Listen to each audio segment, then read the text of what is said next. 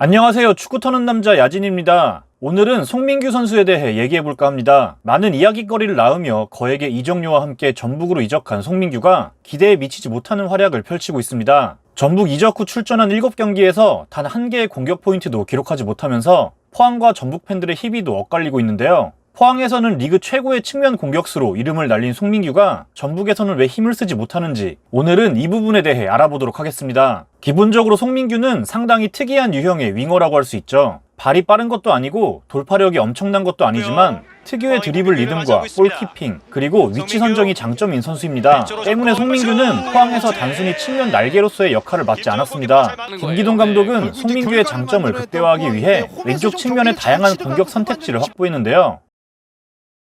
팀 공격의 핵심 루트였던 왼쪽 측면에 많은 숫자를 집중시키면서 송민규에게 가해지는 부담을 덜어줬습니다. 압박을 멋지게 피해서 넘겨줬습니다. 다시 한번 가운데로 투입합니다. 강상우 뛰어들어갑니다. 특히 그중 핵심은 역시 강상우의 존재인데요. 강상우라는 마찬가지로 특이한 유형의 풀백 덕분에 송민규는 측면과 하프 스페이스를 마음껏 넘나들었습니다. 둘은 효과적으로 공간을 나눠 가지면서 측면을 공략하는데요. 송민규가 측면으로 벌릴 때는 강상우가 하프 스페이스를 차지하며 상대 수비를 분산시켰고, 이에 더해 송민규에게는 수비를 마주하고 드리블을 시도할 수 있는 기회가 늘어납니다. 강상우가 벌리면 하프 스페이스는 송민규의 몫입니다. 송민규는 이 위치에서 공을 잡았을 때 가장 위협적인 선수죠. 포항은 송민규가 이 위치에서 공격을 자주 펼치도록 전술적인 도움을 줬습니다. 고영준이 직접 들어가면서 다시 그리고 어찌됐든 송민규는 포항에서 팀 공격의 방점 역할을 맡았습니다. 마땅한 스트라이커가 없는 팀 사정 때문이기도 하지만 송민규가 갖고 있는 박스에서의 위치 선정 능력 때문이기도 하죠. 송민규는 포항에서 사실상 스트라이커와 다름없는 역할을 해냈습니다. 포항의 주인공은 송민규였죠. 반면 공격진에 쟁쟁한 선수들이 다수 포진된 전북에선 같은 역할을 해내기 힘든데요.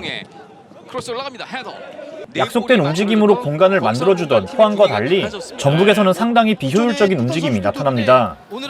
송민규가 좋아하는 위치를 이미 다른 선수가 선점하고 있죠. 자, 지금 선두에 올라 있는 울산은 빠릅니다.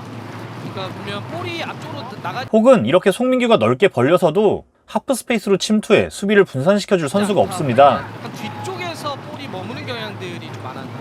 포항에선 송민규가 측면과 하프 스페이스를 폭넓게 오갔다면 전북에서는 주로 가운데로 좁혀 서서 스톱 같은 대응을 이룬 뒤 상대 수비 한 명과 대치하는 상황이 자주 발생하죠. 그리고 좁은 공간에서 답답하게 갇히는 모습이 나옵니다. 이렇게 상대 풀백과 센터백 사이에 낀 채로 고립된 모습이 자주 나오는데요. 왼쪽에 많은 숫자를 두면서 상대 수비를 분산시킬 수 있었던 포항과 달리 전북에선 송민규가 직접 여러 수비수를 상대하게 됩니다. 전북에서의 가장 큰 문제는 송민규가 가장 좋아하는 위치를 다른 선수들이 자주 넘나든다는 점입니다. 포항과 달리 더 이상 송민규 중심의 팀이 아니기 때문에 당연한 현상이기도 하지만 팀 전체의 약속된 움직임이 부족한 탓이기도 하죠. 박진성. 이 장면을 놓고 보자면 여기서 송민규가 공을 직접 받을 게 아니라 이렇게 이야기를 했다고 합니다. 그렇죠. 오늘 쿠니모토가 수비를 끌고 움직였다면 송민규에게 침투할 수 있는 공간이 생기고 본인이 가장 좋아하는 위치에서 볼을 잡을 수 있었겠죠. 포항에서는 왼쪽 측면 공격 시 자주 쓰던 방법입니다. 반대로 이는 포항에서와 흡사하게 공격을 만들어간 장면인데요. 볼을 뺏어냈던 대구였는데요. 자, 송민규 트리버토. 자, 다시 송민규 쪽입니다. 결국 송민규가 가장 위협적일 때는 전방을 향해 돌아설 공간이 생길 경우입니다. 자기 중심으로 오는 볼. 송민규. 때문에 전북에서는 차라리 세컨톱 위치에서 뛸 때 송민규가 원하는 상황이 많이 만들어졌죠. 전북 공격의 특성상 송민규가 낮은 위치에서 볼을 자주 받게 되는 점도 있습니다. 측면 풀백들을 활용한 빌드업이 중요한 전북은 윙어인 송민규가 터치라인에서 이렇게 등지고 볼을 자주 받게 됩니다.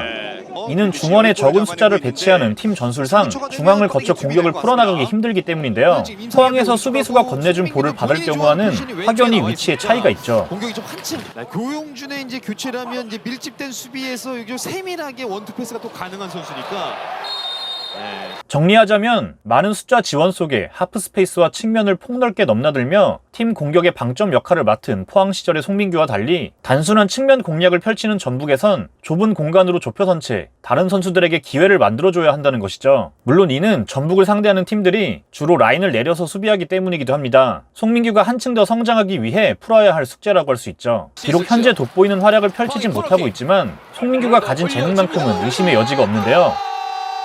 큰돈을 투자해 영입한 선수인 만큼 송민규의 강점을 살리기 위한 전북의 고민은 계속될 것으로 보입니다. 시청해주셔서 감사합니다. 주춤주춤한 사이에 좋은 위치 선정 속에서